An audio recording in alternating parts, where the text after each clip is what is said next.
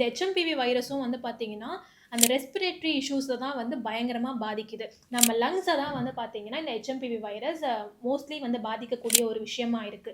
இந்த இதுலயும் வந்து பார்த்தீங்கன்னா, இந்த ஆக்ஸிஜன் கம்மியாகறது, மூச்சு திணறல் அந்த மாரி ஒரு விஷயம் வந்து ஏற்படுறனால, இது ரொம்ப சிவியர் ஆகும்போது உயிரிழக்கிறதுக்கான வாய்ப்புகளும் அதிகமாவே இருக்கு.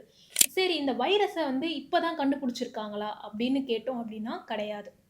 2001லயே வந்து பார்த்தீங்கன்னா, டச் சயின்டிஸ்ட் ஒருத்தர் வந்து இந்த ஹெச்எம்பிவி அப்படின்ற ஒரு வைரஸ் இருக்கு அப்படின்றத கண்டுபிடிக்கிறாரு. முதல்ல இந்த ஹெச்எம்பிவி வைரஸ் அப்படின்றது ஏஎம்பிவி அப்படின்ற ஒரு வைரஸா தான் வந்து ஃபார்ம் ஐ மீன் இருந்திருக்கு. அது என்ன அப்படின்னா, பறவைகளுக்கு வந்து வரக்கூடிய ஒரு வைரஸ் தான் அந்த ஏஎம்பிவி அப்படின்றது. அந்த எச்க்கு பதிலா ஏ அப்படின்றது ஏவியன் அப்படின்றத வந்து மீன் பண்ணுது. பறவைகளுக்கு வந்து இந்த மாரி ஒரு வைரஸ் இருந்திருக்கு. அதோட பாதிப்புகள்லாம் இருந்திருக்கு.